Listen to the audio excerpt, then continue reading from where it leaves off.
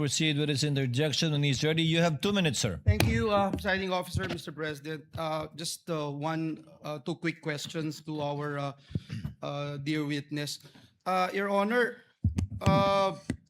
malaking bahagi po, Director Matibag, nung sa talakayan dito sa Korte at ng buong sambayanan, whether or not natukoy na ba yung sinasabing alleged tinutukoy ng pangalawang Pangulo doon po sa kanyang video. At binanggit niyo po na may inaasahan po kayong development sa loob ng 3 hanggang 6 na buwan. Maaari po ba niyong paliwanag, Director, sa pangkalahatan lamang po kung ano po yung layunin ng mga natitira pang bahagi sa investigasyon po ninyo? Just to clarify lang po, no? Kasi when you testified that the individual's identity will become clearer, does it mean, sir, that the Bureau is now focused on confirming or verifying the identity of a particular individual referred to by the respondent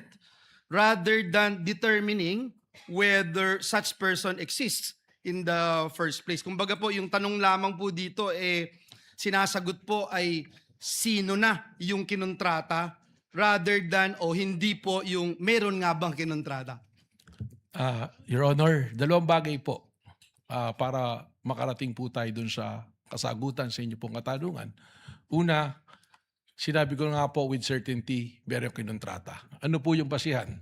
Mismo ang Vice Presidente na publicly, it is an extrajudicial admission na tinanggap na niya at sinabi na niya na meron akong kinausap na mag-assassin o mamamatay tao para patayin ang presidente at siya ay pumayag.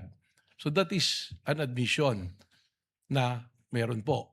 Pangalawa, bakit po natin tinutukoy at tinahanap? Dito na po pumapasok yung kailangan natin siyang makuha, hindi upang sabihin na kami talaga ay nag-usap ni Vice Presidente. Kasi yun naman pong sinasabi ko nga, yung pag-uusap na may papatay at hindi naman nagawa, wala naman po tayong pinag-uusapan na krimen doon. Pero ano po ba ang tinutugunan namin sa paghahanap namin sa tao na yon, sa individual na yon? Yun na po yung sinasabi namin that we have to address the issue of national security, the safety of the President, which is a primary mandate of the National Bureau of Investigation. So pagkatambanta po sa Pangulo, kapag ito ay seryoso tulad po nitong banta na ito ito rin po ay dadaos ng ligalig, kaguluhan, at disrespect po sa ating law and order. And that is the very purpose of the existence of the National Bureau of Investigation. Yung binanggit niyo na may mga persons of interest, so yun nga po, no? Tinutumbok na po nito na nandun na po kayo dun sa sino ang kinontrata rather than meron nga bang kinontrata.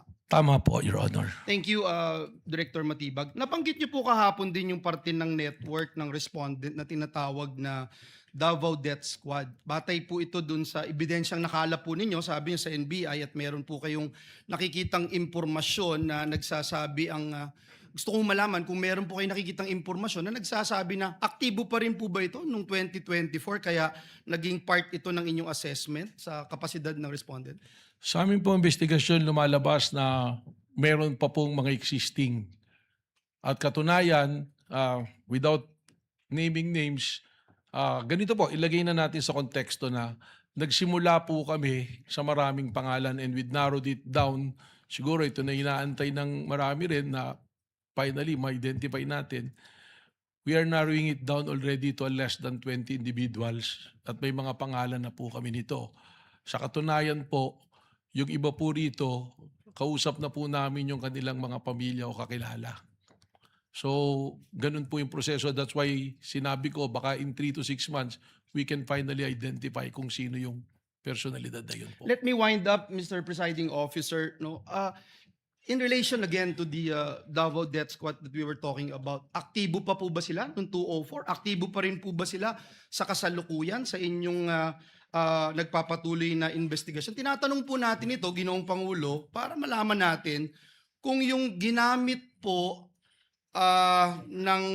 National Bureau of Investigation ay base lamang dun sa historical background na binabanggit po kahapon o meron po na nakalap na mga bagong impormasyon ang NBI na hiwalay na impormasyon tungkol po dito?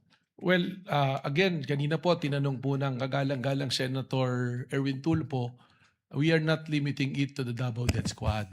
Sabi ko nga po, meron pong mga aktibo pa sa serbisyo na men in uniforms at kasama rin po dito ang Vice President Sara Security Group po.